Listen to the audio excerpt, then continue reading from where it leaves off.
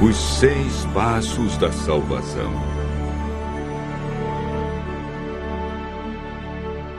Hoje vamos aprender um dos temas mais fascinantes da Palavra de Deus: a salvação. O estudo está dividido em 3 partes: a salvação no Antigo Testamento, a salvação no Novo Testamento e 6 passos que o homem deve dar para confirmar a salvação.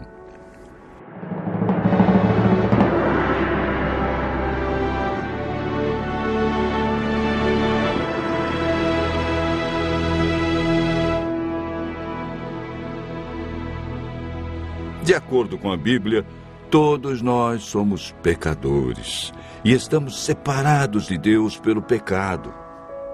O profeta Isaías afirma que as vossas iniquidades fazem separação entre vós e o vosso Deus, e os vossos pecados encobrem o seu rosto de vós, para que não vos ouça. Isaías 59, verso 2. Para nos livrar das consequências do pecado e da morte eterna, Deus nos concedeu um presente. Mateus capítulo 1, verso 21 afirma: ela dará à luz a um filho, e lhe porás o nome de Jesus, porque ele salvará o seu povo dos pecados deles. O evangelista João, no capítulo 3, verso 16, diz: porque Deus amou o mundo de tal maneira que deu o seu Filho unigênito, para que todo aquele que nele crê não pereça, mas tenha a vida eterna. Em toda a Bíblia, a salvação é apresentada unicamente pela graça. O termo usado para referir-se à salvação no Antigo Testamento é graça. Em Gênesis 6, verso 8, lemos: porém Noé achou graça diante do Senhor. Gênesis 15, verso 6, nos fala de Abraão. Creu no Senhor, e isso lhe foi imputado para a justiça. Davi orou: volta-te, Senhor, e livra minha alma. Salva-me por tua graça. Salmo 6, verso 4. No Antigo Testamento, o homem era salvo mediante a fé no Cordeiro, que viria para tirar o pecado do mundo. Vejamos agora como ocorre a salvação no Novo Testamento. O plano de salvação que existe no Novo Testamento é uma continuação do plano descrito no Antigo Testamento. A Bíblia não apresenta uma mudança no plano da salvação. Lemos em Atos 15, verso 11, uma das crenças da Igreja Apostólica. Mas cremos que fomos salvos pela graça do Senhor Jesus, como também aqueles o foram. O apóstolo Paulo, em sua carta aos Efésios 2, verso 8, confirma que a salvação é por meio da graça. Porque pela graça sois salvos mediante a fé. E isto não vem de vós, é dom de Deus. A salvação foi concretizada na cruz do Calvário, onde Deus provou o seu amor por cada um de nós, sendo nós ainda pecadores. A consumação final da salvação ocorrerá na segunda vinda de Cristo. Na terceira parte do estudo de hoje, veremos 6 passos que confirmam nossa salvação.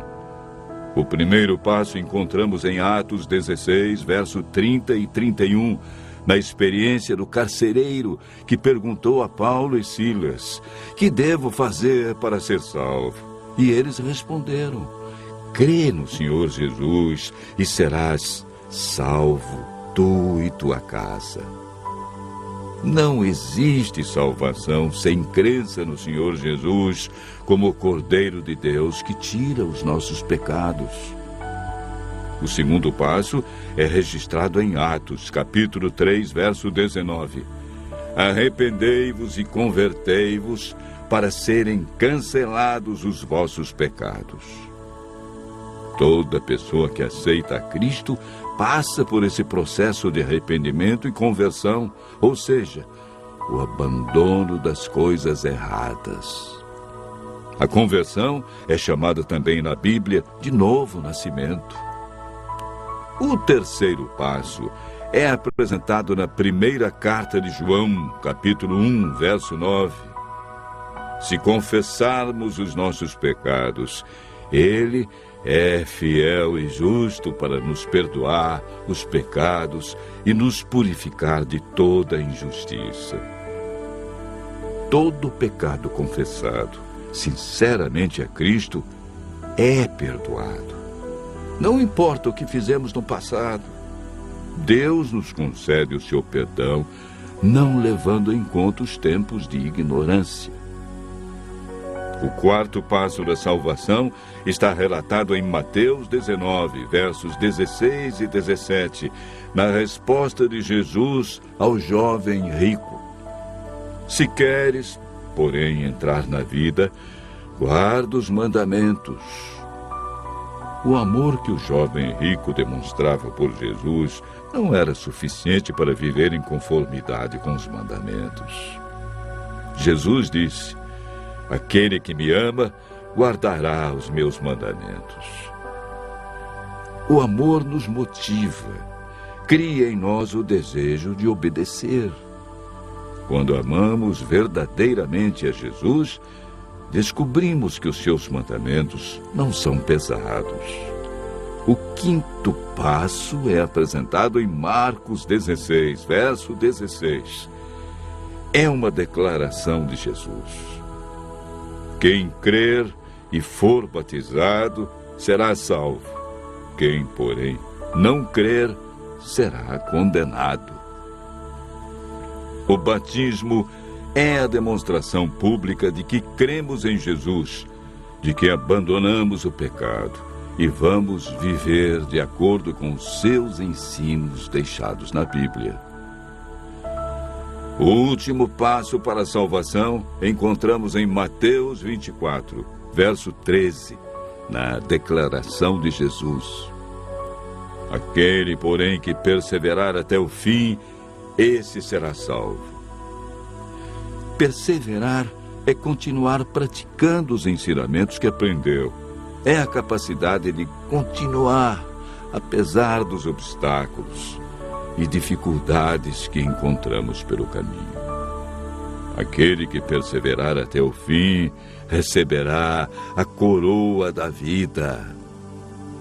Deus, em seu infinito amor e misericórdia, fez com que Cristo, que não conheceu pecado, se tornasse pecado por nós, para que nele fôssemos feitos justiça de Deus. Por meio do Espírito Santo, nascemos de novo, somos santificados, nossa mente é renovada. O Espírito Santo escreve a lei de Deus em nosso coração e recebemos o poder para levar uma vida santa.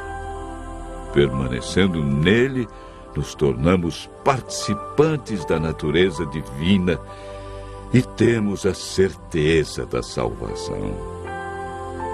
Continue ouvindo a voz de Deus e aceite a salvação e o poder que Jesus nos dá para viver uma nova vida.